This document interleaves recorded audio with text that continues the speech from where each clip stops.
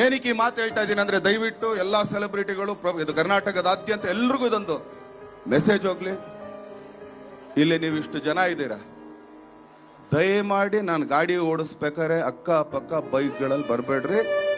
ನೀವು ಬರೀ ಒಂದು ಮೊಬೈಲ್ ಅದೊಂದು ಹಿಡ್ಕೊಂಡು ಒಂದು ಲೈಕ್ಸ್ ಒಂದು ಕಮೆಂಟ್ಸ್ ಫೋಟೋ ಇಂದ ಜೀವನ ಹಾಳು ಮಾಡ್ಕೋಬೇಡ್ರಿ. ನಾವು 110, 120ರಲ್ಲಿ ಹೋಗ್ತಾ ಇರ್ತೀವಿ. 110, 120 ನಾವು ಗಾಡಿಲಿ ಓಡಿಸ್ತಾ ಇರ್ಬೇಕಾದ್ರೆ ಪಕ್ಕದಲ್ಲಿ ಬೈಕ್ಗಳಲ್ಲಿ ನೀವು ಬರ್ತೀರಾ? ಯೋಚನೆ ಮಾಡ್ರೆ, ಬದುಕಿದ್ರೆ ಇನ್ನೊಂದ್ಸಲಿ ನಾನು ನೋಡ್ತೀರಾ? ನನ್ನ ಹಾಳಾಗೋಗ್ಲಿ, ನೀವು ನಾನು ನೋಡದೇ ಇದ್ರು ಪರವಾಗಿಲ್ಲ. ಮನೇಲಿ ವಯಸ್ಸಾದ ತಂದೆ ತಾಯಿಂದಿರ್ತಾರೆ, ಅವಾಗ ತಾನೇ ಮದುವೆ ಮಾಡ್ಕೊಂಡು ಹೊಸ ಗಂಡ ಹೆಂಡತಿ ನೀವಾಗಿರ್ತೀರಾ, ಇಲ್ಲ ಆಗ್ತಾನೆ ಹುಟ್ಟಿರೋ ಒಂದು ಮಗು ಇರುತ್ತೆ. ನಿಮಗೇನಾರು ಹೆಚ್ಚು ಕಮ್ಮಿ ಆದ್ರೆ ನಿಮ್ಮ ಮನೆಯವರು ಸಾಯೋ ತನಕ ನನ್ನನ್ನು ದೂಷಿಸ್ತಾರೆ. ಅದು ನಿಮ್ಗಿಷ್ಟಾನಾ? ಅದು ನಿಮ್ಗಿಷ್ಟಾನಾ? ದಯಮಾಡಿ ಗಾಡಿಗಳ ಪಕ್ಕದಲ್ಲಿ ಬರಬೇಡ್ರಿ. ದಯಮಾಡಿ ನಿಮ್ಮ ಪಾದಗಳಿಗೆ ನಾನು ಇಲ್ಲಿಂದ ಕೇಳ್ಕೊಳ್ತೀನಿ. ಯಾಕಂದ್ರೆ ಇದೊಂದು ಮೆಸೇಜ್ ಇರಲಿ ನಿಮ್ಗೆ.